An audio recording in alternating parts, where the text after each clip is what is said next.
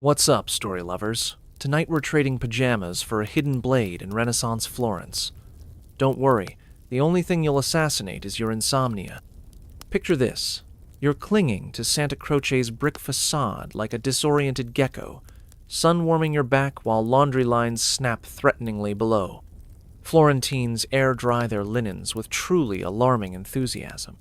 So, before you get comfortable, take a moment to like the video and subscribe, but only if you genuinely enjoy what I do here. Consider it your assassin initiation fee, minus the poisoned wine tradition. And drop a comment with your city and local time. I'm betting at least 3 of you are listening from Venice while pretending to work night shifts.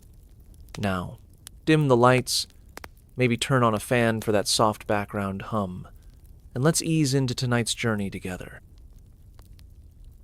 You shift your weight on a terracotta roof tile, toes curling against rough clay. Below, Florence hums like a beehive dipped in wine. Merchants haggle over saffron. Donkey hooves clatter on cobblestones.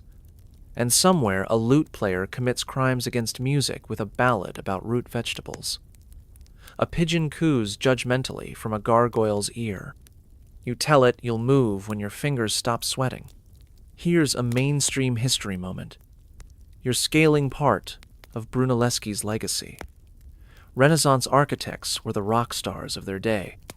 Brunelleschi invented perspective, drawing between espresso shots and engineered domes that laughed at gravity. Meanwhile, you're here struggling to climb a church. Suddenly, a splash echoes from an alley. You freeze. That was absolutely a bucket of sewage. Florentines perfected window waste disposal with Olympic dedication. Scholars still debate whether the city mandated 3 or 4 a.m. dumping shifts. Nothing says civilization like scheduling your chamber pot launches. Your mentor's voice hisses in your memory. Memento audere semper, always dare dramatically. You dare to leap onto a washing line. It sags violently, draping you in someone's damp linen tunic. Very classy. As you wrestle free, the scent of lavender soap tangles with distant baking bread. Downstairs, a baker rants in Tuscan dialect. Raisins in focaccia are clearly a hill he'll die on. Historians still feud over whether the Medici poisoned rivals via dessert. Rumors insist their tiramisu contained extra espresso and something far less delicious. You finally reach Palazzo Vecchio's roof. Stone lions glare as you practice an incognito stroll that looks like a sleepwalker avoiding landmines. Then a tile cracks underfoot. You wobble, arms pinwheeling wildly. You plummet towards certain embarrassment or worse. A donkey cart brimming with questionable cabbage halts abruptly. A hook snags your cloak midair, leaving you dangling like a disoriented bat. You blink up at a wooden window frame where a man squints down, an ink smudge blooming across his cheekbone. "New climber?" he asks mildly. Try distributing weight across the tiles, not through your panicked gasp. Leonardo da Vinci's workshop swallows you whole. Turpentine, ozone, and something like existential curiosity hang thick in the air. Shelves sag under disassembled clockwork birds, half-painted angel wings, and a disturbingly lifelike walnut wood arm.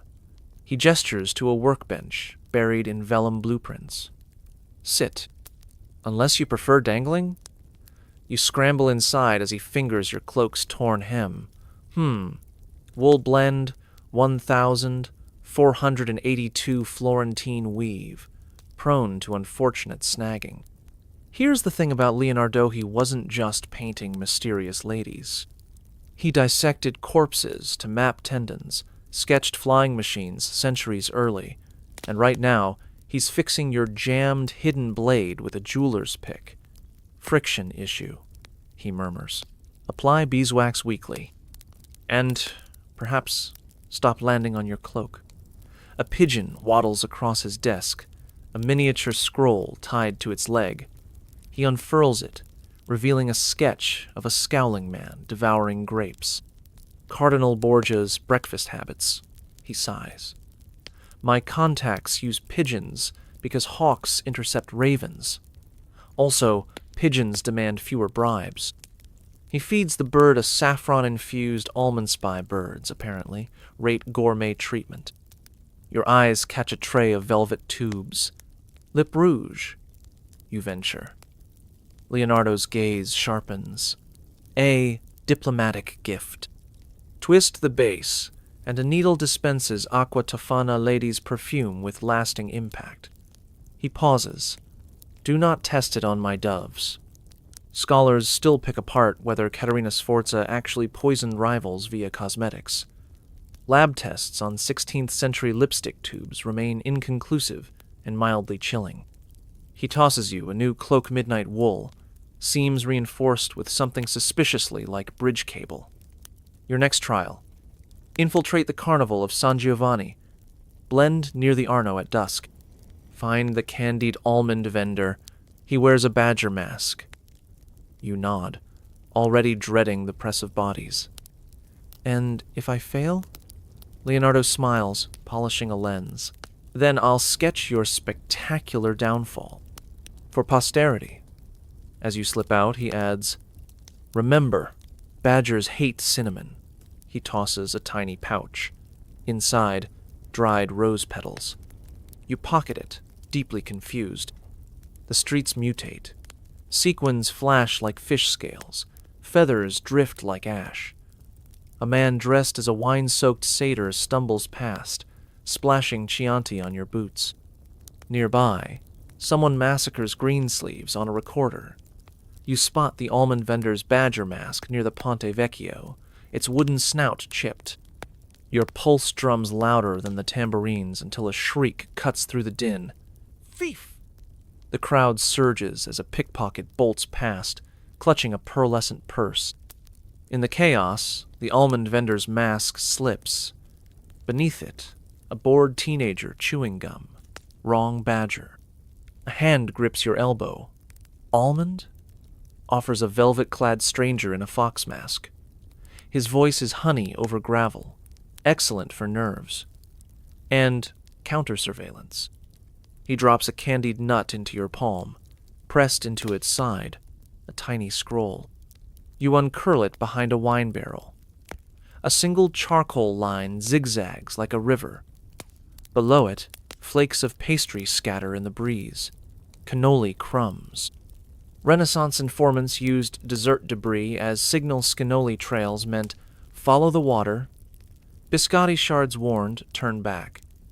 Historians found this absurd until realizing spies were just perpetually hungry. You brush sugar from your sleeve as the fox mask melts into the glittering throng. Time to follow the Arno's curve, one crumb at a time. The Arno's ink-dark water laps against mossy stones as you trace the last cannoli crumb. Foxmask materializes near a gondola dock, his silhouette detaching from crumbling brickwork. He lifts the vulpine disguise just enough to reveal a crescent of starlit smile. Took you long enough, he murmurs, pressing a cedar-scented replica into your hands. Move like honey sliding off a spoon. Slow, heavy, with intent. You dissolve into a river of sequins and silk. Perfumes wage war in the humid air bergamot, dueling ambergris, while someone's unfortunate eau de wet hound cuts through both. A woman in swan feathers staggers into you, spilling claret down your sleeve. Apologies, little fox, she slurs. Blame the Medici, vintage it reasonously smooth. Venice's carnivals were societal pressure valves. Your history tutors droned. For weeks, masks dissolved class lines. Tonight, chaos is your camouflage. Fox Mask taps your wrist twice. Ahead, the real almond vendor adjusts his badger mask near a Fritel cart, caramel glaze gluing his left glove to a donut tray. Now, your ally whispers, flipping a coin towards street urchins. They shriek as sugared almonds shower the cobblestones like edible hail. In the commotion, you slide behind the cart. Your hidden blade clicks against the badger-masked ribs. The letter you demand. He slips parchment sealed with burgundy wax into your palm. Tell Rodrigo Borgia, he growls. His pastry taste remains criminal. That wax bears a tiny hedgehog imprint. Academics still spar over animal coach hedgehogs, meaning message delivered versus I enjoy spiky aesthetics. Escape requires crossing the Grand Canal. Fox Mask steers you toward a gondola draped in indigo velvet. Our ghost ship, declares the gondolier, teeth gleaming as he takes your coins. You step aboard, the vessel rocking like a drowsy cradle. Lantern-lit palazzos glide past as oars dip into black water. Splash, thump, splash, thump. Lie back, Fox Mask commands. Pursuers see only reflections if you're still. You sink into cushions, mask tilted over your eyes. Fireworks burst overhead, crimson chrysanthemums blooming silently.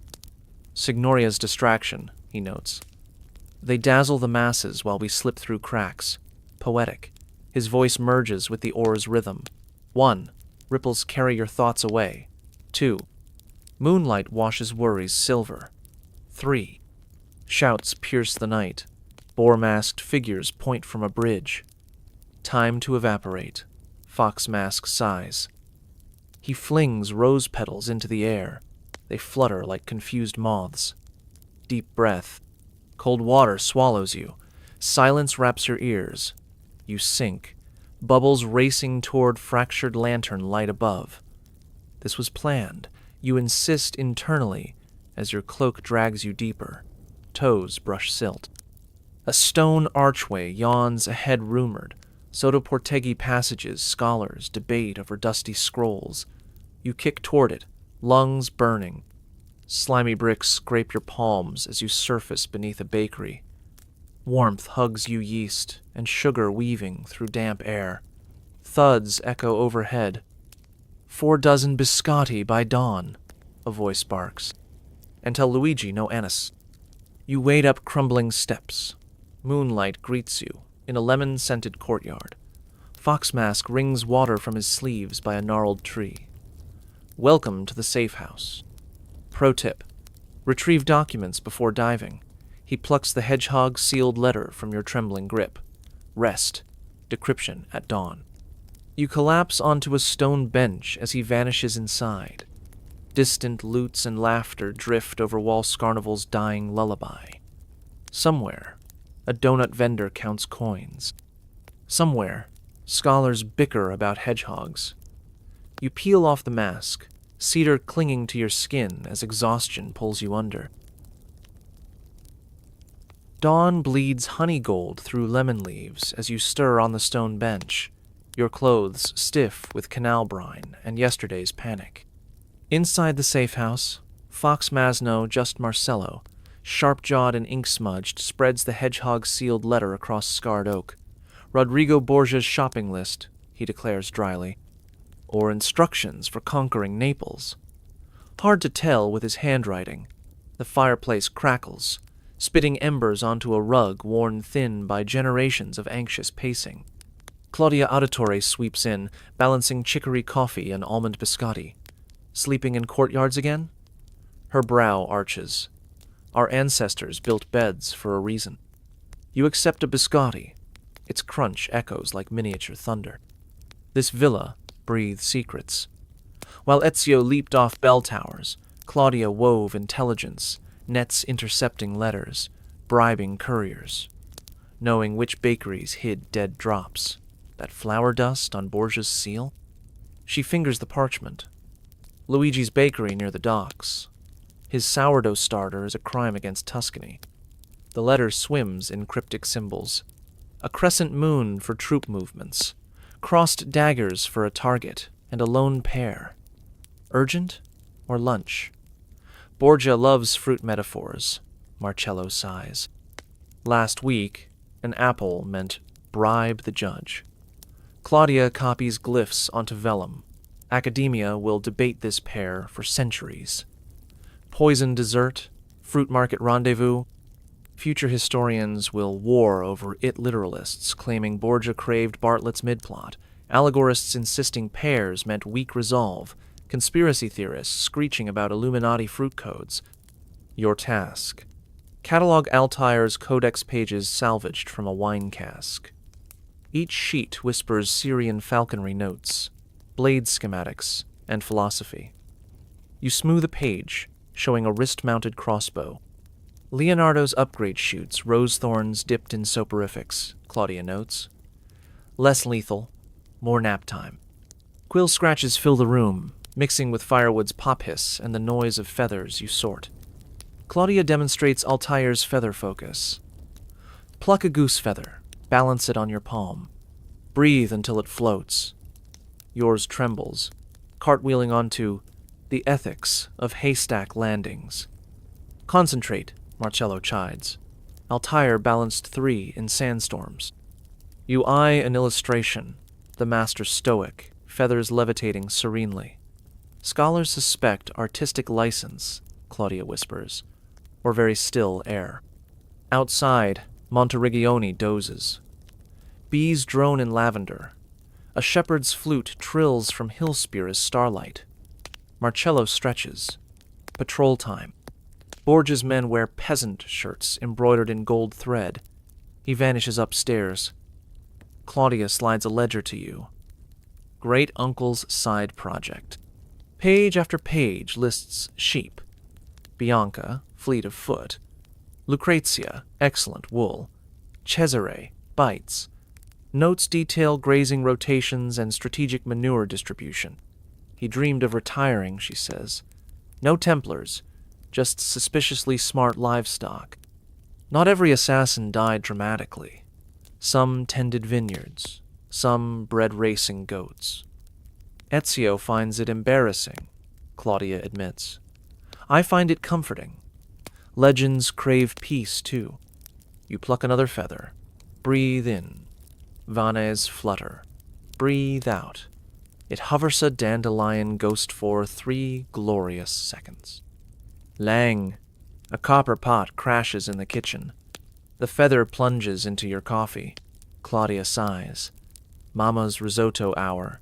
Peace was lovely while it lasted, but the fire still crackles.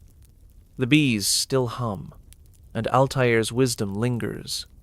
Stillness isn't no chaos, it's the eye inside the storm. Or maybe, don't balance feathers near kitchens. Sunset stains Villa Auditore's walls, the color of ripe peaches. You're tucked into a window seat, Claudia's ledger open on your lap. Cesare the biting sheep, you read aloud, defeated 3 wolves and a suspicious traveling salesman, promoted to head of security. Outside, Marcello's silhouette paces the rampart's shadow stitching twilight into the stone.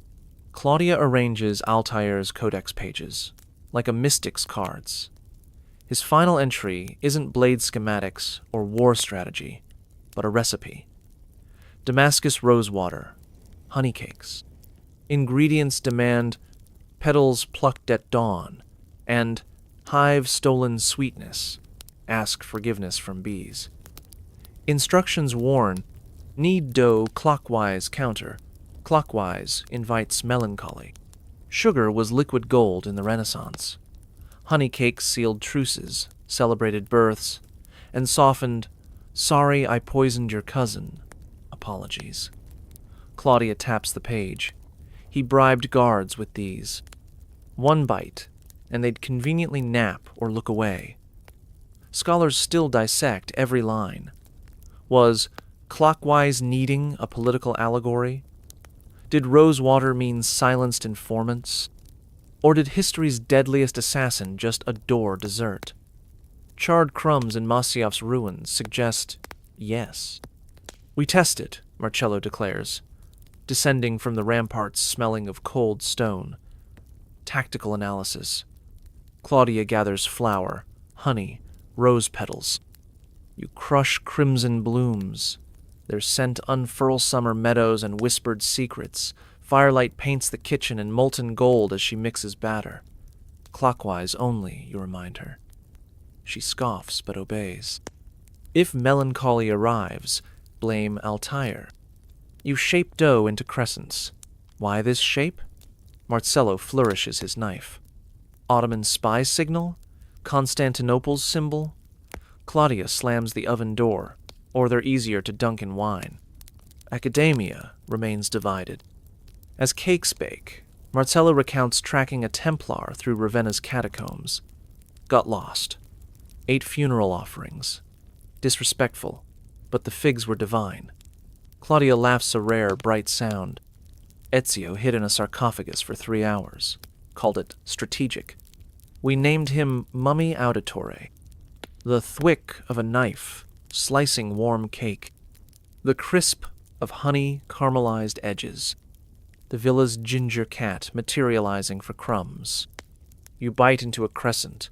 Rosewater floods your Tungea garden in bloom. Honey glows warm in your chest. Marcello closes his eyes. Defensive application confirmed. Disarms hostility. Also, sublime. Claudia licks honey from her thumb. Altair knew. Sweetness disarms faster than steel. Night deepens. You climb to the rooftop. A honey cake balanced on a sun-warmed tile. Below, Monteriggioni sleeps. Candlelit windows winking out like fireflies. The sheepfold rustles. Stand down, Cesare, you murmur. It's just me. The world holds its breath. Crickets weave lullabies in lavender. Church bells melt into stars. Warm honey rests in your veins like liquid amber. You lie back on terracotta tiles, still radiating the day's heat. Trace the constellations Ezio navigated by Ursa Major, Cygnus, Altair's revenge cake. Your eyelids grow heavy. The feather focus technique finally works not because your mind empties, but because it fills with sheep and lavender and the quiet courage of kneading dough clockwise against the dark. Rest, Claudia's voice seems to echo from the stones. The Auditores have the watch. The villa's stones exhale centuries of stored sunlight beneath you, a deep, steady pulse against your spine. That last crumb of honey cake dissolves rosewater and stolen sunshine. Altair's final gift to the weary. Below, Cesare shuffles in his pen, a soft thud-wool rustle drifting upward like a lullaby. No wolves tonight. No travelers selling dubious wares. Just the deep, woolen silence of the Tuscan hills. Marcello's footsteps fade from the ramparts. Claudia blows out the last kitchen candle. Their absence isn't emptiness. It's a held breath, a blanket tucked around the sleeping valley. Even the stars soften, their sharp glitter blurring into milky swirls above Monteriggioni's dreaming silhouette. Breathe in. Lavender, wood smoke, distant dew-damp earth. Breathe out. The weight of hidden blades, the prickle of unfinished plots. Let it go. A sigh of wind brushes your cheek, not a demand, but a caress. It carries fragments of Ezio's laughter from some sun-drenched memory, the click-scrape-click of Leonardo's quill across parchment, the cool silk phantom of Venetian canals rising around you. History isn't chains. It's this. The quiet safety of knowing others stood under this same moon, counted these same stars, and chose moment by fragile memento believe in dawn. Your fingers uncurl. The rooftop tiles hold you. The world narrows to the ginger cat purring against your ankle, the owl's last murmured question from the cypress grove, the single goose feather caught in your cloak's wool-rising, falling, rising with your breath. Sleep, hum the bees in their hidden hives. Dream, rustle the auditory sheep. We remember, so you don't have to